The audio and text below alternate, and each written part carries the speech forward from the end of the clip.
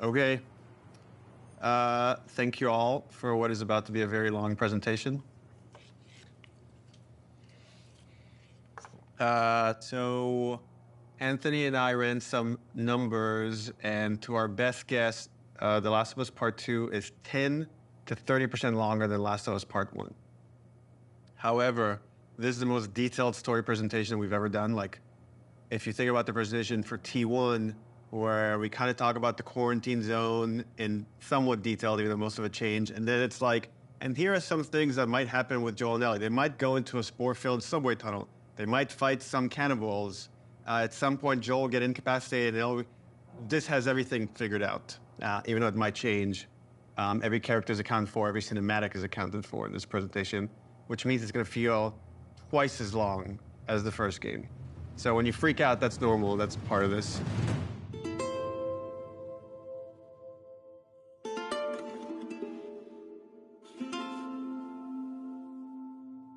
Oh, this is about an hour and a half to 2 hours. So hopefully you got your pee break. Okay. So we open on 15-year-old Ellie. This is a few weeks after the events of the first game.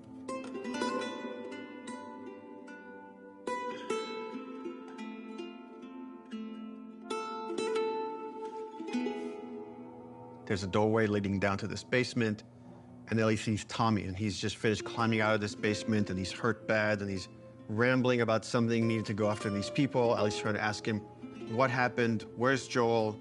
And he doesn't make any sense to her, and she starts to go downstairs. Tommy grabs her hip.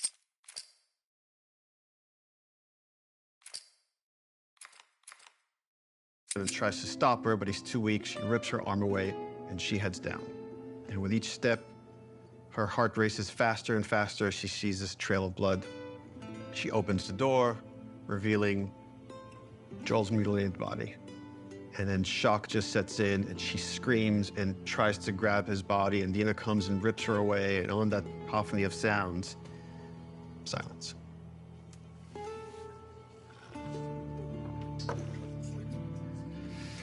Oh, we're just getting started.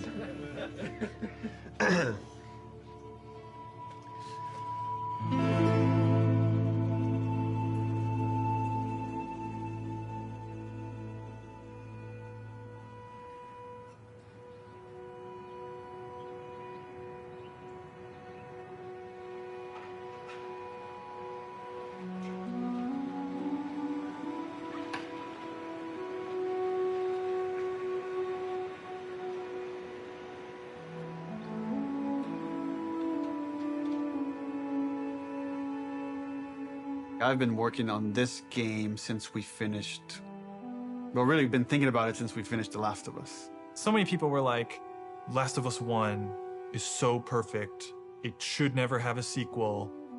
They shouldn't make a sequel. They're like, oh, it wrapped up super great. But I think actually, if you look at the ending... Swear to me that everything that you've said about the Fireflies is true. Ellie is accepting a lie. I swear. Okay. She has a very good bullshit detector. She knows something doesn't feel right, but I think is too scared at that point to ask. How long can you really live with accepting a lie like that? The Last of Us feels like an origin story for this survivor in this post-apocalyptic world. Seeing like how Ellie has become such a strong, unique character, it really felt like, you know, if we were to do a sequel, it'd be a shame for it not to focus on her. Move the fuck out of the way. Yeah, once we're done with this whole thing, I'm gonna teach you how to play guitar. I reckon you'd really like that. What do you say, huh? Joel, he's gonna teach Ellie to play guitar. That always felt like that's just this like unanswered promise that like was kind of lingering at the end of the first game. We did this thing called One Night Live, where we had the actors come on stage and reenact certain scenes. Say we get you to the Fireflies. What happens next? Marlene, she said that they have their own little quarantine zone and that doctors are still trying to find a cure. I wrote this new scene that takes place after the ending of The Last of Us, but it was only shown to people in the audience. Like, we cut off the stream right before we showed them the scene. If I ever were to lose you, I'd surely lose myself. Try and sometimes you'll succeed to make this man of me. Our future days of you and me.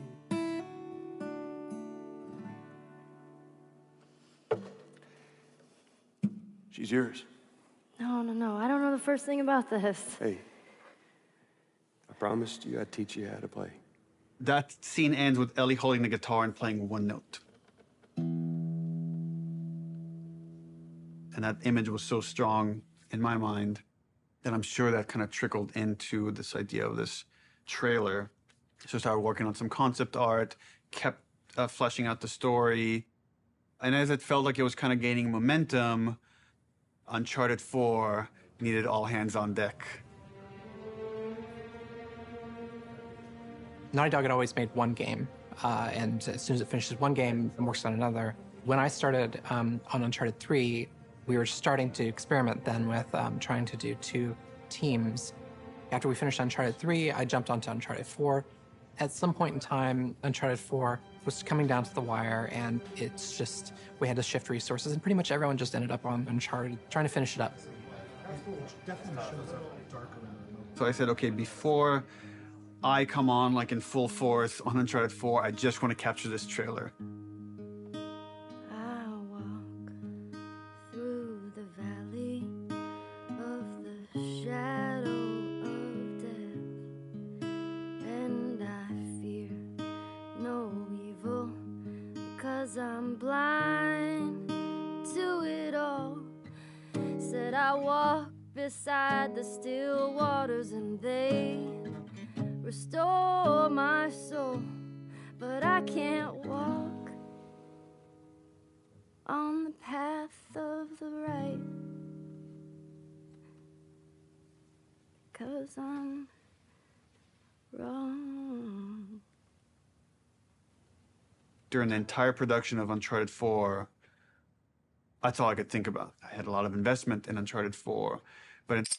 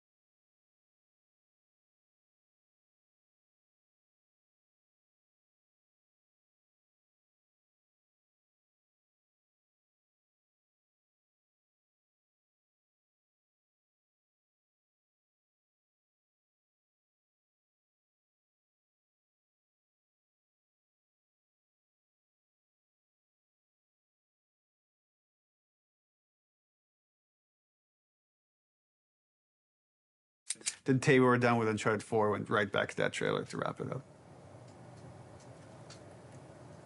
Anything for this shot that's still happening? Not in animation. Of the shadow of death. This one feels kind of strong to me. Drawing a lot of attention. Can we tone that down? Yep.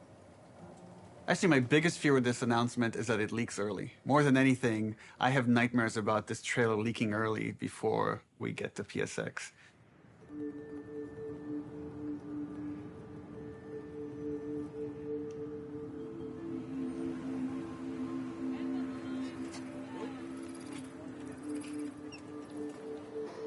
If we're gonna surprise people, PSX, the PlayStation Experience, hasn't set itself up yet as a place where big titles get revealed. That's E3.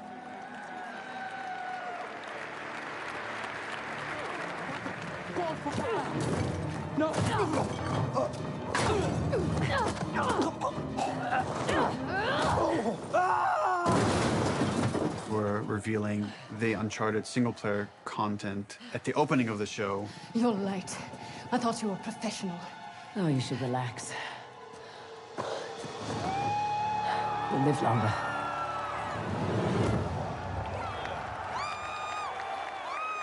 No one's going to expect a second Naughty Dog title to be revealed in the same press conference. Please welcome to the stage, Sean Layden. There's one more special unveil we have for you tonight. Please enjoy it. When we first revealed The Last of Us, the Naughty Dog logo came up and the crowd erupted, and it was such a high that that's almost been like chasing the dragon, like wanting to recapture that feeling. Oh my God. Why does this look like the Last of Us, dude? Playing it at this surprising moment, I'm hopeful it will have a similar feel.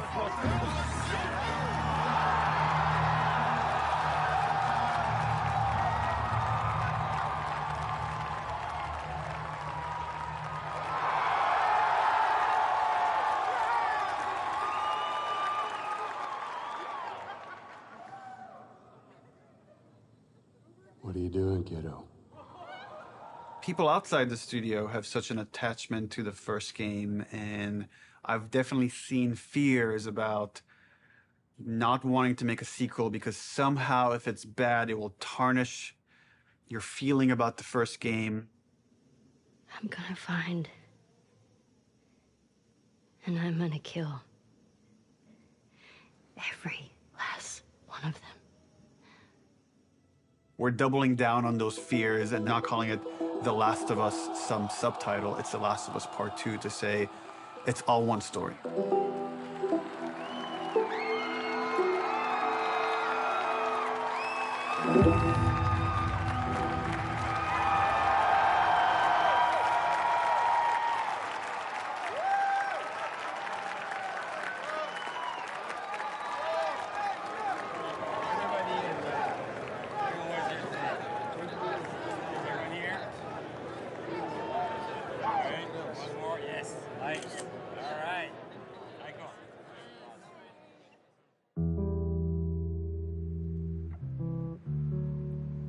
The concept for the sequel had to feel compelling enough, have enough weight that felt like, okay, this is an experience worth creating, worth spending the next 3 years on. I became really intrigued with the idea of the cycle of violence and how, like, certain events would trigger acts of violence that then would beget more acts of violence. It's almost never satisfying. It never brings the person you love back. And despite you thinking it's going to bring some closure, it doesn't. We just need more empathy. Wouldn't it be awesome if we could create an experience that lets you safely explore those feelings? With that theme, all of a sudden everything fell into place and this outline emerged. The whole catalyst for what starts the second game is Joel killing the doctor.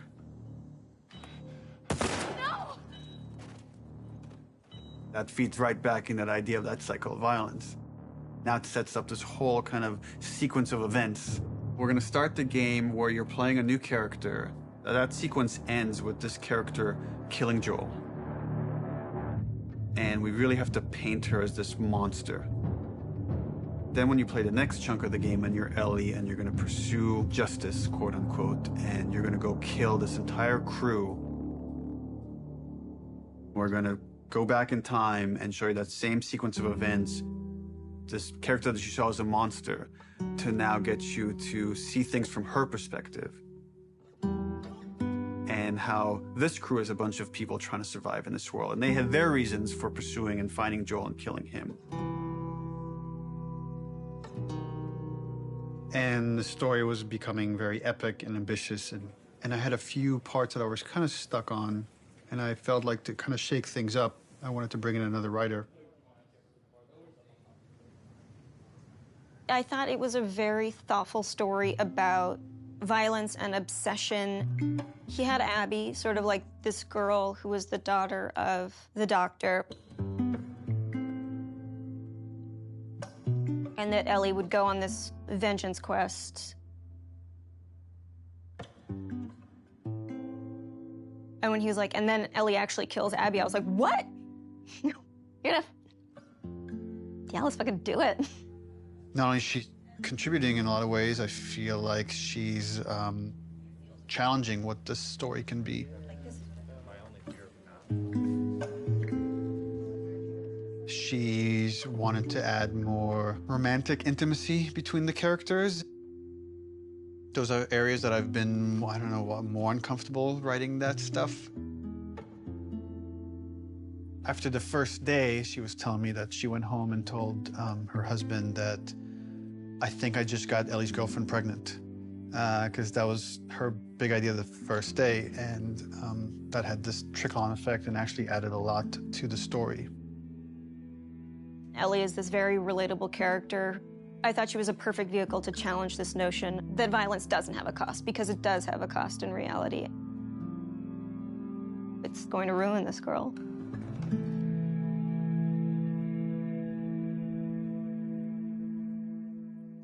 You know, people love Joel and Ellie, and we are about to kill one and make the other one a villain.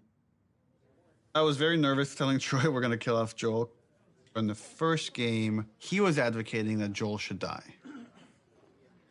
When I read the ending to part 1, I was like, you're gonna piss a lot of people off.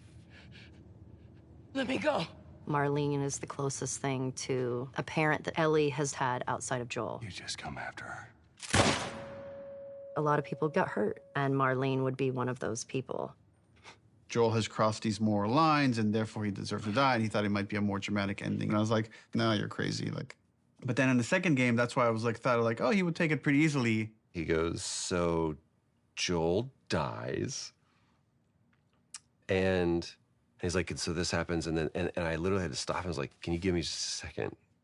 Because it literally was as if someone was telling me about how my friend had just died. I think he kind of took it hard. It was like the character meant so much to him.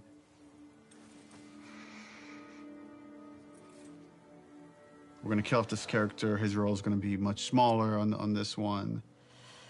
All of a sudden, it was, please don't take this from me yet. Ellie is scared to be alone. Everybody that she's loved up until that point, she's lost them. It's hard to imagine the story without Joel dying. Like, you feel that hate, Ellie feels that hate. You're one-to-one, you're on the stick, and that informs the rest of the story. This way, come on!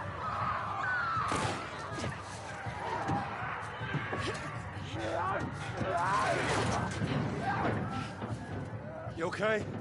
Yeah. We get you through interactivity to really connect and empathize with this character. Y'all act like you heard of us or something. And then make you feel like I've led Joel to a trap.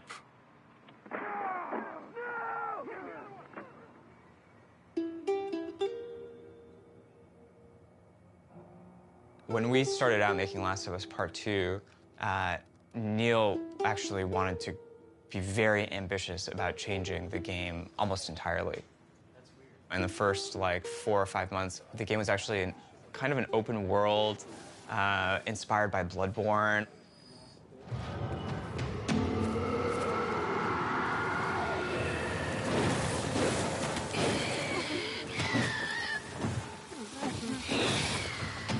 Like, it was purely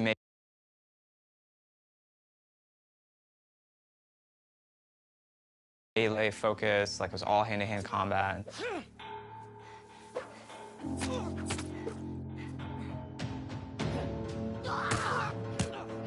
It wasn't just the melee combat, we were also looking at sort of layout structure. Bloodborne had a very sort of an open space that sort of kept getting bigger and bigger as you explored. I really like that feeling that you get of mastery over the world.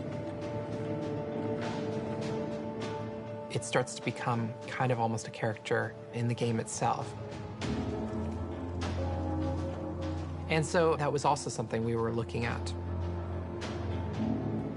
We started out making it as different as humanly possible from the first game as we could, and then kind of dialing it back. The open world thing didn't work with the story that we were trying to tell and stuff. So in pre-production, we spent a lot of time just doing setups. I've got your back. Self-contained sort of units that tried to expound on a single sort of idea. Trying to start out with sort of simple shapes and building up to more complex shapes. And starting out with one or two mechanics and building up to those mechanics. Hey! Even our experiments, we try to add like as much context as we can. Like we establish a goal that you're going to be going for. We establish beats so that there's like an emotional journey, the stakes are raised. Figuring out some traversal stuff, a lot of climbing and balance beams and seeing how far we can sort of push in that direction without it getting over the top like Uncharted. More sort of verticality, more use of grass and stealth. My name is Arnaldo Licea. And what do you do here? I do design. I know. How long have you been doing that? A day. I got an opportunity to work in QA, and that was a great learning experience. I shipped The Last of Us and Uncharted 4. The thing I'm proudest of is the people who came in to a quality assurance job as a contractor, which is entry-level work, and used that job to get to where they ultimately wanted to be. When I interviewed for the QA position, I specifically said that my goal was to be a designer. He had formed this relationship with design where they knew they could rely on him, spending his free time designing a demo, and at the same time, him going to them and not being like, here's 50 bugs you need to fix. He went to them and was like, what do you need? How do I help you? What kind of bugs do you need? And for their part, they embraced him and were like, why don't we show you how to lay out nav mesh? I am anxious to prove myself. There is no babying when you start. It just hits the ground running. If I don't cut it, I go back to QA or find something else. We're trying to figure out at the moment how we handle big spaces, bigger than the first game. The enemies are so too spread out to be really considered like one single small encounter. And seeing what behaviors we need to start developing for them to make it look good.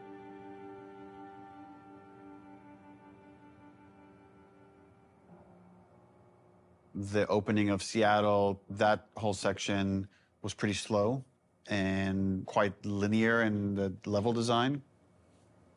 Let's assume that there's guys in this building, someone's starting to shoot at me from the second floor.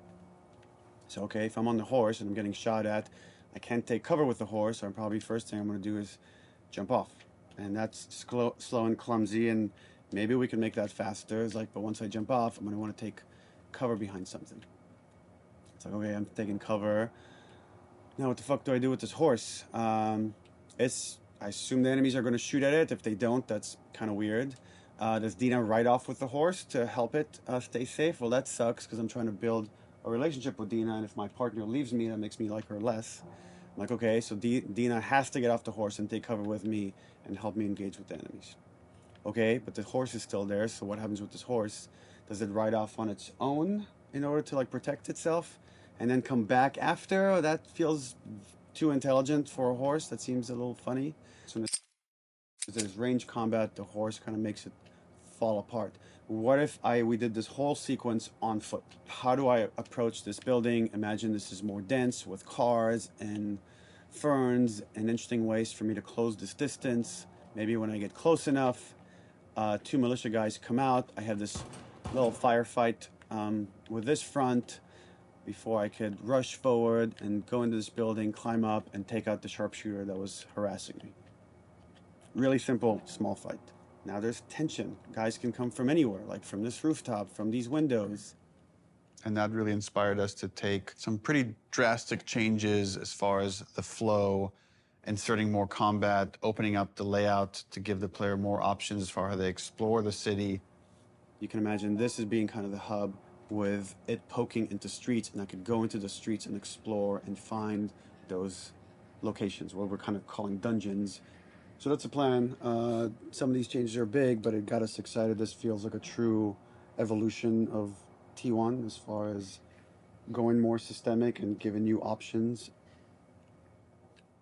If there's concern, it's about scale, it's about scope, it's about can we actually build this thing? The scope is always bigger than the last game. It always has been. It always will be, probably. But this scope on this game is something pretty extraordinary. Everyone seems to agree that the thing we're building is going to be cool. Once it's done, it's just that it's such a big game. Our games have become more and more ambitious, and the studio has gotten a lot bigger. When I started here, we were 40 people. Now we're over 300. You can't handle that many people with a flat hierarchy. As we grew, we've had to introduce new titles just to control management, control communication, make sure things don't fall through the cracks. We have no producers at Naughty Dog. There's so many talented people here that you can rely on and lean on. It makes the game better. And that's really kind of the secret sauce of Naughty Dog, is how collaborative it is. You find the right people who really want to do the best they can possibly do, and then you kind of give them the resources to try. You're getting what you asked for as a creative person, right? You're kind of getting the freedom to go as far as you can go, but sometimes I think we need to be saved from ourselves a little bit. With The Last of Us 2, there's a real sense of opportunity. This is going to be a much cleaner production than we've done in the past. We're going to get it right this time. This is the first project that has had the proper pre-production period, where we have locked down, for the most part, the story beginning, middle, and end before we started production. That hasn't happened. I don't know if that has ever happened, now that I think about it. It's a very, very messy process, which is, again, why it's a lot of times really difficult to schedule. I think right now we are planning on springtime of 2018. So when springtime 2018 comes around, The Last of Us 2 isn't in stores, you can look back at this and say, well, I guess their plan wasn't exactly set in stone.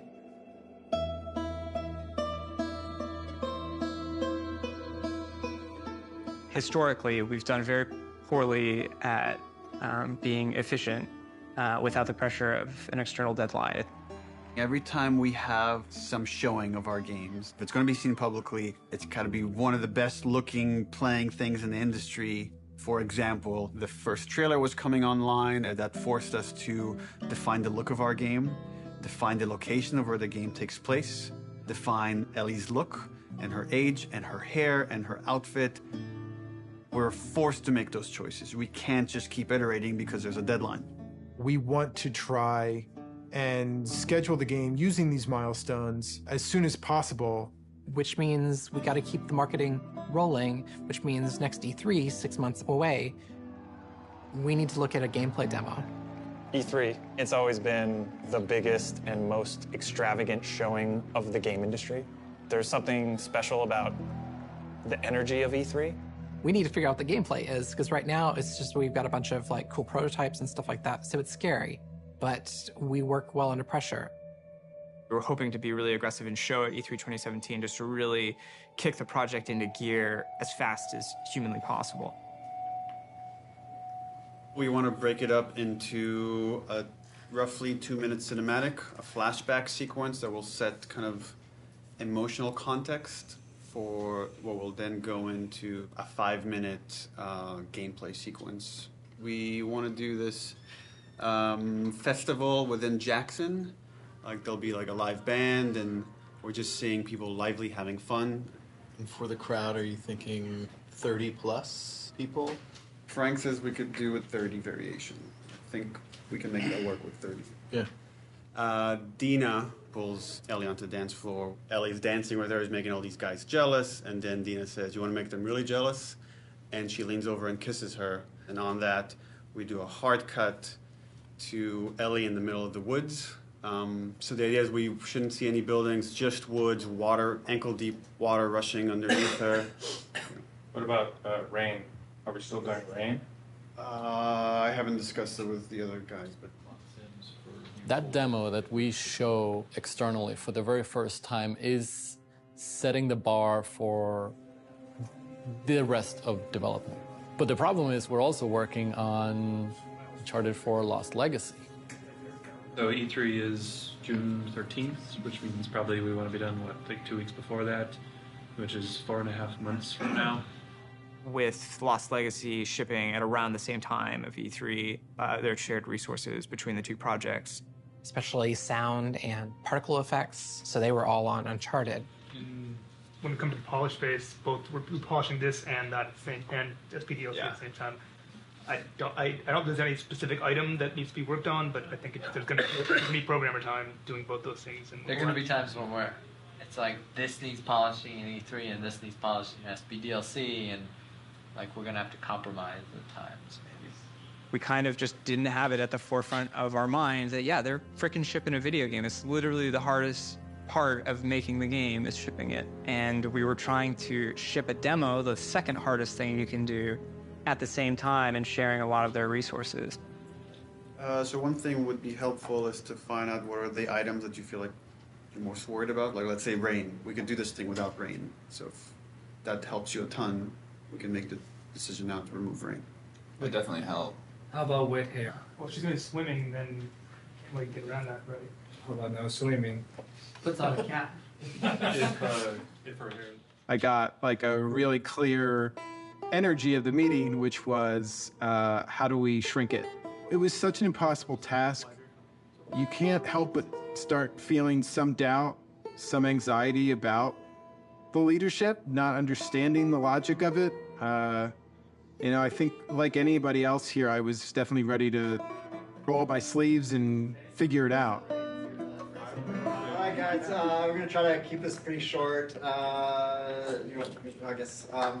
So after yesterday's meeting, there were a lot of side conversations, and there was sort of a sentiment about how much work there was to get not only this demo done to ship the Lost Legacy, and it matched up with feelings that we were having. So we started discussing the responsibility of actually attempting this, and started to feel that it was a little bit irresponsible. That if we were to try to meet both these deadlines, we could probably do it, but we would end up doing a lesser job on both projects, both deadlines, than we would if we were doing them individually. And feels like they're both important enough to give them the due attention.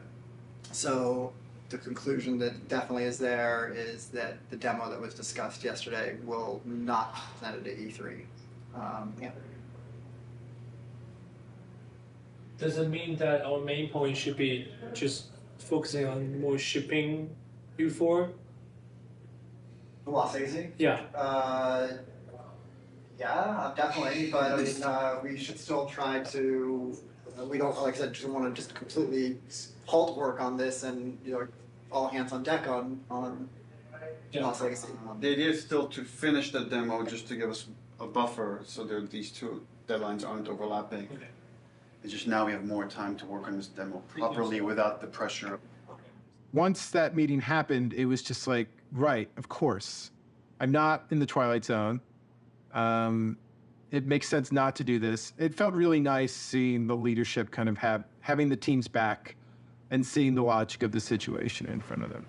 That's it. Cool. Thanks.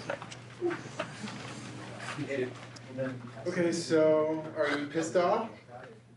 Am I pissed off? No. What am I? I guess in one sense it's relieved because there was concern of whether we could hit the quality that we know we need to hit for both Lost Legacies and for what was going to be our E3 demo. And then on the other hand, it's kind of disappointed